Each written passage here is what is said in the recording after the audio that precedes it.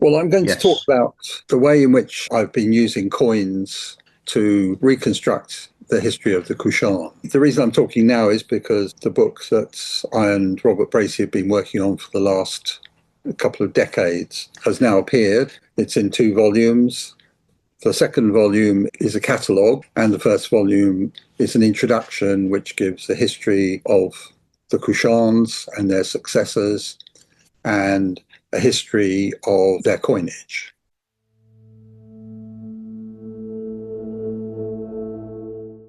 The study of coins, as all you know, is a process to discover history. What it depends on is the order that underlies the role of old coins and as money. Unless the order imagined by numismatists obscures their role as coins, of course. And the book I'm showing you is one of the things that, for the Kushans, has somewhat obscured both Kushan history and the history of Kushan coins. And I have a nice quote from a French historian: "The logic of historians rarely coincides with the logic of history." Well, Goebbels' book is a very logical presentation, and so is mine. And I'm hoping that mine is slightly closer to the logic of history than his. The writing of catalogues has been going on for a very long time. This is an early Italian example where Vico used coin collections to illustrate as many coins as he could of Roman emperors, and he framed them within biographical information about the emperors that was obtained from Suetonius and other ancient writers. So his text, to go with the picture of the coin, says, describes what Tiberius looked like rather than anything else. The earliest surviving coin book catalogue that we know was published in China in 1603, and it was the publication of a manuscript that was written in 1149.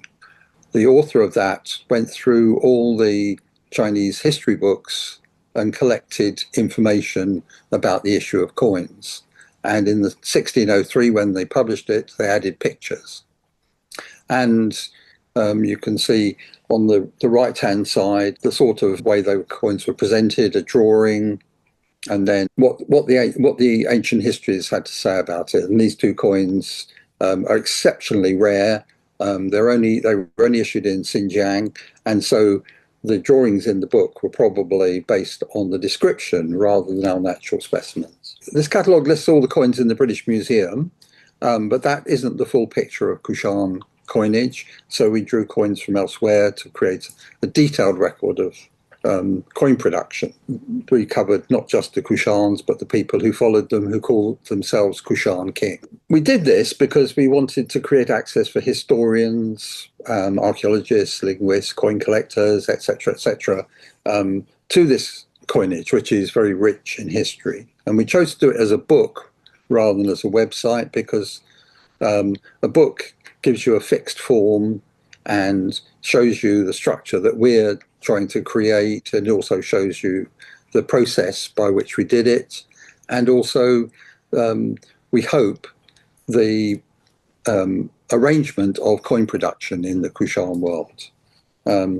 But we also accompany it with a digital listing of the coins in the British Museum, which Robert did most of the work on that, and it's very easy to access. If you go to it and put in, you want to see Kushan coins, all the Kushan coins in the British Museum immediately are coming to you. And because the purpose of the book is to create access, the book is also available free online at the same time. The only difference between the online version and the book is that the online version images are screen quality, whereas in the book they're of higher quality. When we started, this was about when I recruited Robert Bracey to the British Museum. I sat down and thought, what are all the things that we're going to be doing? And part of it is constructing the coinage. And you construct the coinage by making a list of all the coins. and you explain where they came from and how they're organized, etc. That then enables you to do some reconstruction of how the monetary system worked, how the production system worked, what's the origin of the designs, etc., and what the history of the Kushans is about. And the next stage was to sit down with Robert and create a lot more detail to the plan. I must admit that once we'd finished it, we put it on one side and didn't ever look at it again, because we'd embedded in our minds the process that we were going to do. And the book weighs 4 kilos and is over 800 pages. So some of the things that we were originally thinking we would include, we haven't included, because the book had to be published and we didn't want it to become impossible to pick up. So there's still plenty of areas where people can continue to do research on this subject, and we hope we've laid the basis for that. And so we collected as many coins. First of all, the British Museum. It's probably the largest collection in a public institution, and during my career, I added many coins to it. You can see the newer tickets are ones that I acquired. And then the American Numismatic Society collection. I created a catalogue with David Youngwood of that collection. And part of my rationale for doing so was to have access to pictures of them all, but also to try out the structures that I was thinking about. So this book was written while we were doing the British Museum book. We then went to museums. It's a list of them on the left. These are my photographs of coins in the Ashmolean Museum. They're all coins of Huvishka of the Matara Mint. And we also asked private collectors. This is Pankaj, some of Pankaj's coins of Huvishka from his Gandhara Mint. So we begged and borrowed and occasionally stole images of Kushan coins from wherever we could get them. We were very fortunate in having access to 2 groups of coins with known provenance. So Professor Gul Rahim Khan in Peshawar University shared with us the images of all the Kushan coins in the Taxila Museum from the excavations at Taxila, which is in northeastern Pakistan. And then in the British Museum, we had on loan from the British Library the coins collected by Charles Masson at Bagram in central Afghanistan. And that gave us the opportunity to contrast the proportions, which had helped us to understand where the mints were. And we also spent a happy week in Vienna photographing as many of Professor Goebbels' cards as we could. There's a huge card index of coins from sales, from private collections, public collections, etc. So we recorded all those cards as well, so that we would not be missing things that Goebbels had already published. And of course, coin dealers were of immense help to us. Coin Archives is a fantastic research tool, and so we make great use of it. And the genius who set it up, and all the dealers who've helped it to be a success. It's a fantastic tool, and I use it almost every day in my research. Once we got all these pictures coming in, we then started to break them down into varieties, and these are all coins from the main mint under Huvishka, all with the same variety of obverse and the same variety of reverse. So in the catalogue, we included the British Museum examples, which are these ones. And if there were particularly good quality ones from other places, then we included them as well. But so you can see coins from Pankaj's collection, the ANS, and this is the Bern Museum, and this is the Masson loan that's from coins collected in Begram. Again, I want to emphasize that it's the order in which coins behave in their role as money that allows us to start to do numismatic research. And so we're trying, in our work, we're trying to impose an order on the coins which reflects the order in which they were produced by the Kushan mints. And one of the things that was very important is understanding the activities of the die engravers and the mint workers. And you start off by, the classification process. I've just shown you an example of that. All the coins are the same type we've put together. And Goebbels, in his catalogue, did much the same thing. And he set out his view of the organization of the gold coinage by deciding that there were 4 workshops. So Officine is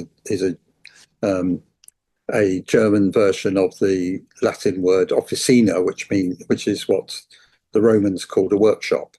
And in the late Roman Empire, the mints organized themselves into workshops. So he thought, because he came from Roman numismatics, that the coinage was organized, the production was organized into 4 workshops. And he had 4 obverse types for the first issue, so we decided there were 4 of them.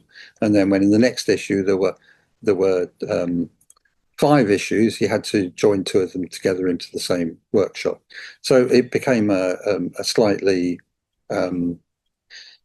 strange thing that he didn't use the second. In fact, now we've identified 6 different obverses for the first issue. But what is clear is that they're not 6 workshops, but just 2 people making coins, or 2 people actually standing at the die, at the anvil, and striking the coins, because that's all there were. There were only 2 obverse dies in use, and so one of the things that sort of underwrote quite a lot of our research was doing die studies. We haven't published them all yet, and if I live long enough, maybe some more will get published. But each coin was struck with between dies like this, and this one is fixed down. This one can be moved, and this is the obverse, where the obverse die sits. And at the Kushan main gold mint, there were 2 of these, and they had more reverse dies, and they used them systematically. And sometimes a die would move from one of the workmen to the other workman. And so these are the 2, how we tell that there are 2 workmen, because one has this obverse die, one has this obverse die, and they're distinguished by the hat worn by the king. And we can follow the progression of these dies by small changes that took place. So we have the ties here, they start in one place and separate. Now here they're separate right from their point of origin. Something happened to the king's headdress, and it had to be repaired.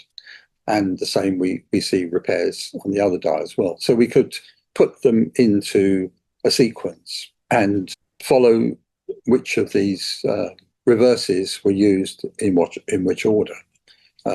And using this sort of concept, we could see the progression. So there was one coin which we haven't yet seen an example of, but I'll show you in a minute why we know it exists.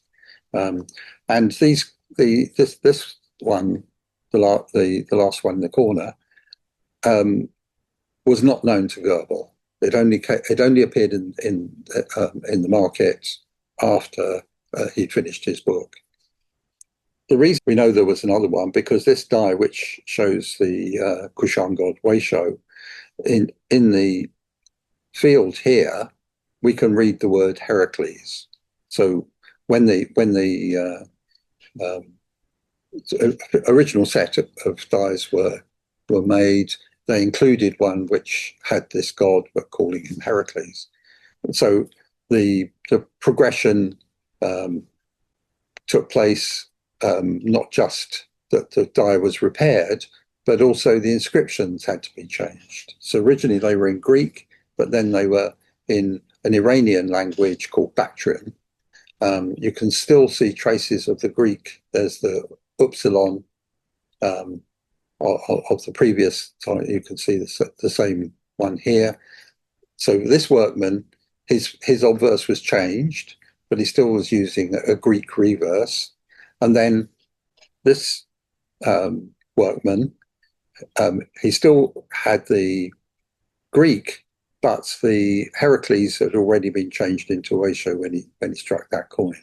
And he in fact used this one is Heracles with the Bactrian name written over it.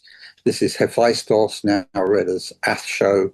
This is Selene, the moon god, now written as Mal. So they would, as the two men were making their coins, the die engraver was sitting in the corner changing the dies, and he couldn't change them all at the same time. So there was a sort of gradual progression of him changing the dies.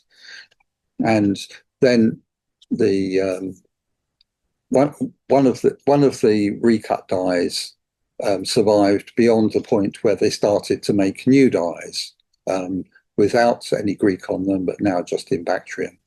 And just recently, the wind god, the sixth die that Goebel hadn't seen, a new die has appeared which has it just in Bactrian. It's only known from one coin and from 3 forgeries. Looking at the quarter dinars, we also see the same thing going on.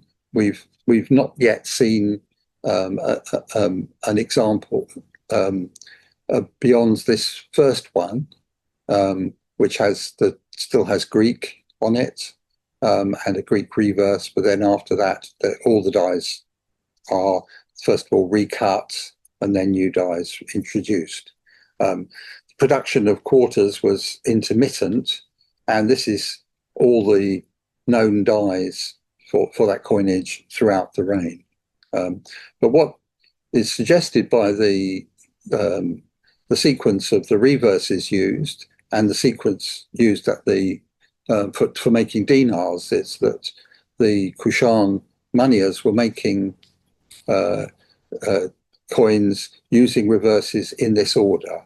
So first of all, Miro, who was originally Helios, Nana, originally Nanaya, Mao, originally Selene, Oesho, originally Heracles, and Oesho, originally Hephaestos. But after the coin on the previous slide, the wind god doesn't appear in the gold anymore. This sequence, which goes against what Goebel was saying, these reverses represent workshops. In fact, what they represent is batches of production. And we can't go much beyond that. You know, did a batch of gold appear at the mint, and then when they were making that gold into coins, they always used the same reverse? Or was it that they were told, for the next month, you will always use this reverse, and then the next month you'll use the next reverse? We don't know yet, but it's very clearly a progression. And a subsequent die, this is after all the dies were inscribed in Bactrian. There's one die where we collected 41 examples, and from those 41 examples we could detect 9 stages of damage and correction taking place. And so a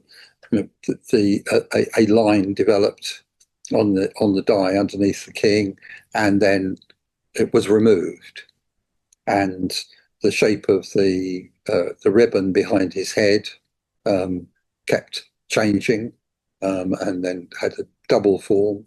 The circle on the side of his hat became a curl.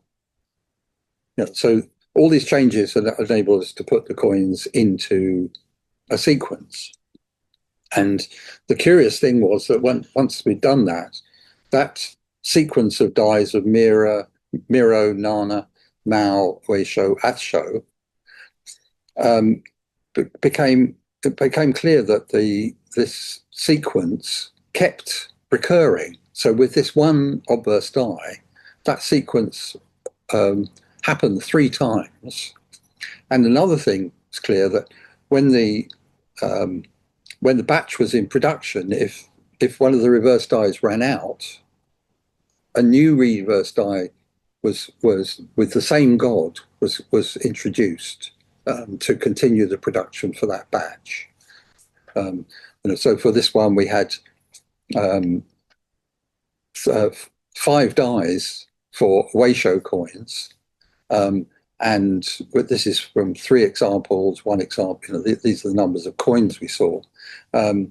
So that production of coins with Oesho on must have been a very big batch, and there are occasional gods missing from the sequence, but we only had 41 coins. They might eventually turn up, or perhaps during that batch, there was a missing batch, or that during that period there were no coins made. So from this we learned how the Kushan mint was operating, and it enabled us to show the process of production, but it also helped us to think about other problems, like how many Kanishkas were there, and also when did Kanishka reign, and also, as I'll show later on, what it tells us about the Kushan gods. So by looking at the dies, we found there was a die link between Kanishka and his successor Huvishka, another die link between Huvishka and his successor Vasudeva, another die link with his successor, who was also called Kanishka.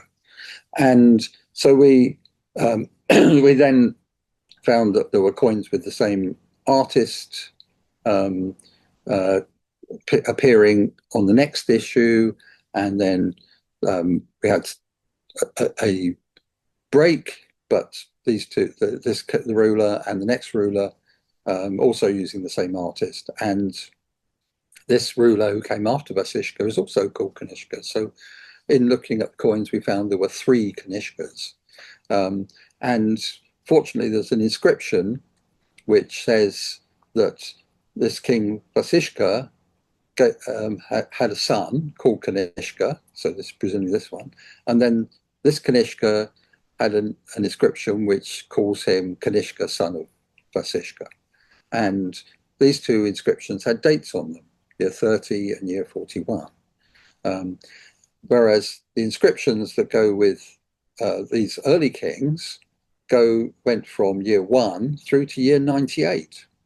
And this ruler, his years 4 to 17 fall within that period of 1 to 23. So it seemed as though there was they went back to year 1 after 100. So one can understand that as 104 and 117, and therefore this Vasishka is 120 to 130, and this being 141. So we had to make sense of these dates because of the sequence that the coins were created. This is to show you the die link. So this is Kanishka, this is Huvishka, his successor, and they're both using the same reverse die. And then Huvishka and Vasudeva, again, both using the same reverse die. And the die link between Vasudeva and the successor Kanishka comes from a very strange coin, because it has the obverse of Vasudeva, which has got the same control mark as this.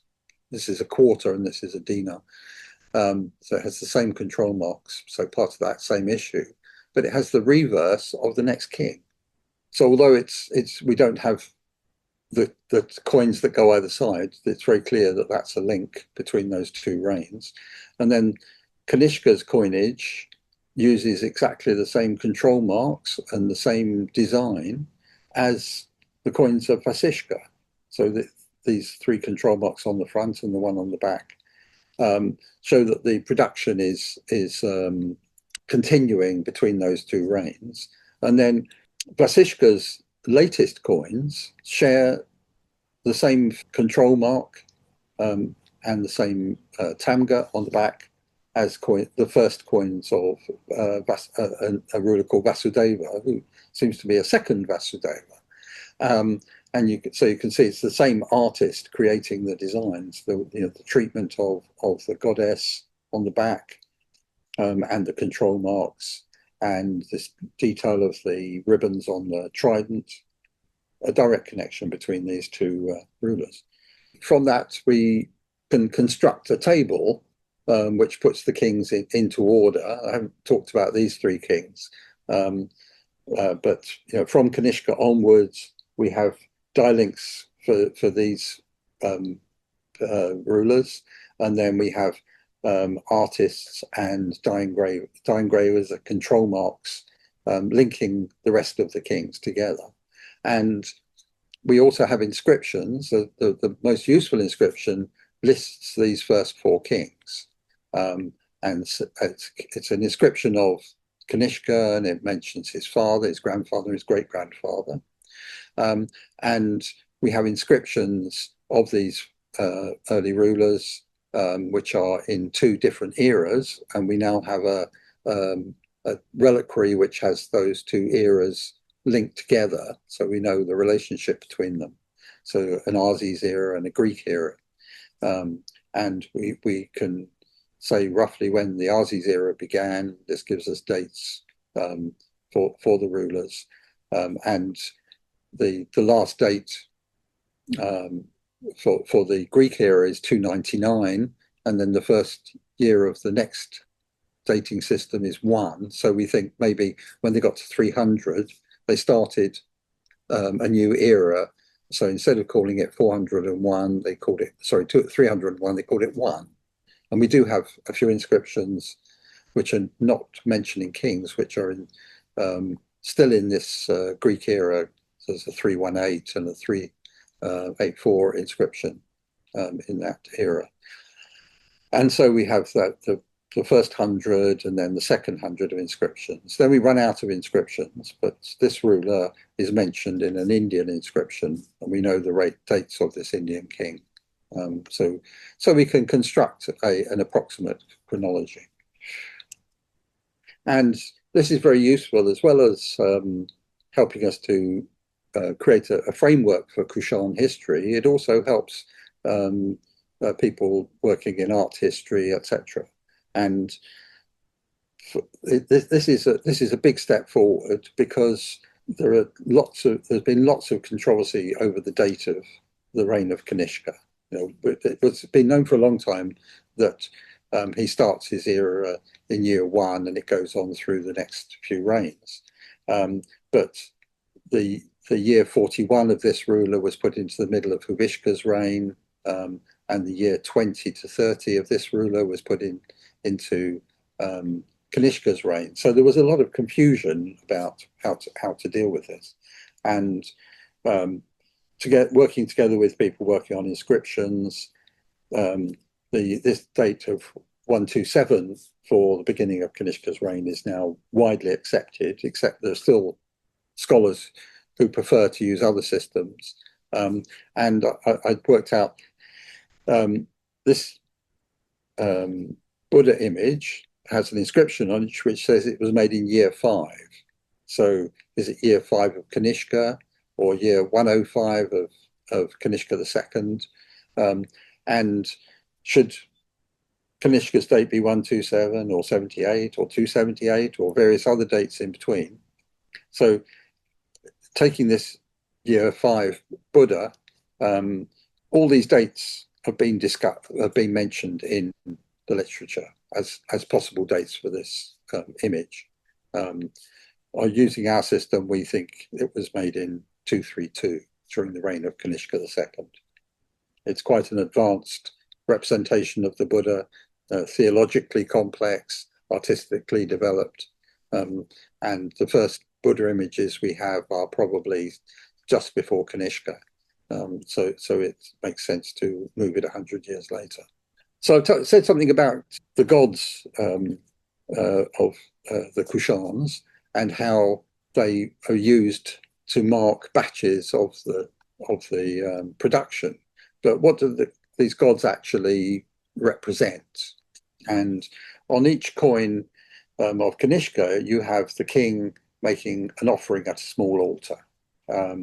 And on the back, you have a god who is making a gesture of blessing, making a sort of lustration of the king, offering him the diadem of kingship, and making a gesture to him with a symbolic wand. So it seems as though what we're seeing is if you take the king as making a sacrifice, he's making a sacrifice to the god, and the god then gives him blessings, gives him kingship. And in the Rabatak inscription, which I mentioned, which lists the first 4 kings, it says that Kanishka the Kushan, that he obtained kingship from the gods. So this, what's envisaged on the coin, is what the inscription says, that the gods make him king, so the king makes offerings to the gods. And on this object, which is in Peshawar Museum, this is a replica in the British Museum, it shows King Kanishka, who is being blessed by the moon god and the sun god who appear on his coins, is offering flowers to the Buddha. So the king apparently later in his life became very interested in Buddhism, and so this is sort of showing the king making an offering to the Buddha, but it's also still within the frame of his own gods. I showed you that we had coins with re-engraved designs. This is the Oesho, where you can see Heracles written behind Oesho, and here we have Hephaestus written behind Oesho, and Salini written behind Mao. But if you look at what it says in many books, the widely held academic view is that there were Greek gods, Iranian gods, Indian Brahmanic gods, and Buddhist deities on his coins, and that he had a Catholic attitude towards various religious systems. So that is a confusion, because the Greek gods are in fact Iranian gods who previously just had their name written in Greek rather than in Iranian. Richard Mann thought this was a sort of propaganda to propagate royal agendas with elites both outside his empire, either in the Hellenistic world and the Indian world, and also those communities within his state. But they are all Iranian gods. This is when they talk about there being Greek gods, that's what they mean. They've got, some of them had Greek names originally. Iranian gods, because their names are in Iranian, but as we've seen, they're the same god, just the names have been changed. The language of the names has been changed. There's one god, Oesho, who looks a bit like Shiva. So is this Shiva? Is it an Indian god? But originally they called him Heracles, so very odd. And Nana, who is an important Kushan god, seems to be possibly go all the way back to Sumeria. So this sort of idea, this is from Wikipedia, and it says, they have religious syncretism, which is very far from the case. And there's one coin where we can see exactly what is happening. So here we have three Indian gods. That's where their names are: Skanda, Vishaka, and Mahasena. But the Rabatak inscription tells us very specifically that Mahasena is the Indian name for an Iranian god, Shroshad, and Bizargo, the Vishaka, is the Indian name for another Iranian god. So although we can be sort of led into thinking we're looking at a multiplicity of religions, we're actually only looking at one religion, which is the Kushan religion, which is connected with Zoroastrianism and other Iranian religions. And the only deity that appears who doesn't fit this is the Buddha. So if you read about the Kushans, there's many cases where it says that the rulers who put Oesho on these coins were Shaivites. So we have here's a modern Shiva that's sitting on the shelf behind me. He has a water pot, he has a trident, and he has a drum. So here we are: the drum, the trident, and the water pot. So really it ought to be Shiva, but this is looking backwards, and it creates a false impression. Because in the Kushan period, we have quite a lot of sculptures surviving, which show Shiva, the Indian god Shiva, and he is always represented by a lingam, sometimes with a face on the side, and sometimes he's standing in front of it, and sometimes it's his own penis. And what other attributes does he have? He might have a bull behind him, and he might be holding a water pot. So that's what Kushan period Shiva looks like in India. And on the coins, the design under the first ruler to issue gold coins, Bhima Kadphises, we have the bull, and we have the erect penis, but we also have a trident, which is not there in the Indian coins. And on Kanishka's coins, we also have this thing that looks like a drum.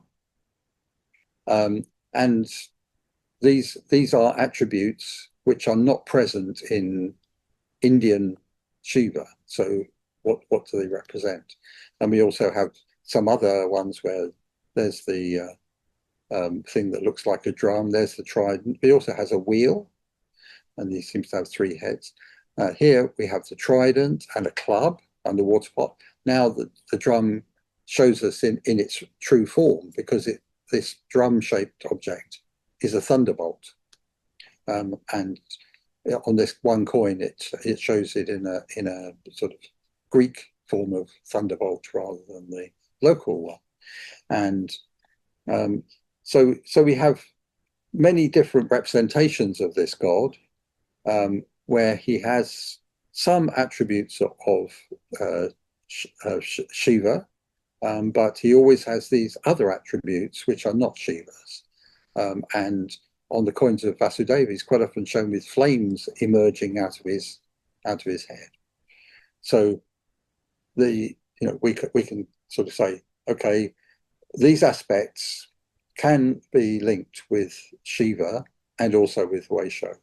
These aspects are not present in Kushan period Shiva. So no trident, no thunderbolt, no ankus, no chakra, no club, no flames, no drum, if it is a drum, and no noose. So the diadem that is offered to the king is seen in later Hindu iconography as a noose for catching people. But in the Kushan world, so the sculptures to the right and left are Gandharan sculptures from the Kushan realm. Now we have a god who is like Shiva, but has a trident and a thunderbolt. His trident's there, and in Central Asia, sort of the cult of this god continues. So he still has Shiva-like attributes, the bulls, the erection, but he still has the thunderbolt. And on one wall painting from Tajikistan, we have the same god with three heads, but he now has the trident, and the inscription that goes with this says Weshpakar, which means the Vayu, the wind in the upper regions. And so this Wesh is Oesho, the Kushan god. So although the Kushan god looks a bit like Shiva, he has these attributes which don't match what is going on in India. And these are post-Kushan sculptures. This one still doesn't have a trident, but now we start to see the trident appearing and on later sculptures. And in my view, this trident is coming from Oesho. So the Indian Shiva, because he looks like Oesho, absorbs some of the iconography of Oesho. So the trident, which becomes so distinctive an aspect of Shiva in later times, is borrowed from the Kushan. And this is the famous art historian Doris Srinivasan, who's the mistress of ancient Indian iconography, makes exactly that point. We can't use how Shiva is now to judge what was going on in the Kushan period. And here we can see in Buddhist sculpture, there's an attendant of the Buddha who looks a bit like Heracles. He's got the lion skin of Heracles, and one of the early representations of Oesho also has the lion skin, and he has the thunderbolt, and sometimes he has a club as well. And this is probably the Buddhists absorbing Oesho into their cult and seeing Oesho as a protector of the Buddha. And this god seems to exist before the Kushan period, because there's an Indo-Scythian coin which shows the same god with a thunderbolt and a trident. And it's possible this is because the Kushans and the Indo-Scythians shared some cultural features. When the Sasanians took over part of the Kushan realm, they also represented this god. They changed his appearance to make him look more Sasanian. He had flames in his hair, as on one of the Gandharan figures, and on Vasudeva's coins. And then he's shown emerging out of a fire altar with flames coming up around him, or flames around his head. And here we have the Sasanian Kushan Shah worshipping this god by offering him at a small altar in the same way as Kushan kings did. And many Kushan kings show themselves with flames coming out of their shoulders at a club, again, seemingly associating themselves with this god. And they sit on top of a mountain. So he's the wind in the high regions, as the Sogdian inscription says. And in the British Museum, we have a seal collected by Charles Masson in Kabul, which shows the Kushan king worshipping. Here he is on the actual seal, on a plaster from the seal, and he's worshipping Shiva with his wife Parvati, Heracles, and Kushan Oesho with his trident. The seal shows exactly what is happening on the coins. The statement in Wikipedia and in other scholarly texts is wrong. He borrows imagery from Shiva and Heracles, but is an Iranian god worshipped by the Kushans. I'm just going to finish now by showing you a coin that is currently, I think it's in auction at the moment. which is a new coin that was discovered quite recently. And it shows a very strange thing. It shows the king, Horishka, reclining on the back of a bird. We'd had two examples known to us before, but we couldn't quite be sure that it really was a bird. It looked a bit more like the bird there, but this is very clear. It's sort of like a sort of griffin head type thing. But on the reverse, normally the reverse shows a one of the Kushan officers called a Karorang worshipping the goddess Nana. But on this coin, we have Oesho, and he has three heads. He has the trident, a water pot, and a thunderbolt. It's not very clear. He's just holding out his hand, making a blessing gesture. But he's not naked or with an erection. He's wearing the same clothes as the Kushan king wears. So this is the first time we have seen this god in this form. And of course, it's not in the catalogue because it's only just been discovered. So the catalogue is not the end of the story by any means, even though we devoted over 800 words to it. The story continues. So thank you for listening, and I hope you'll buy the book.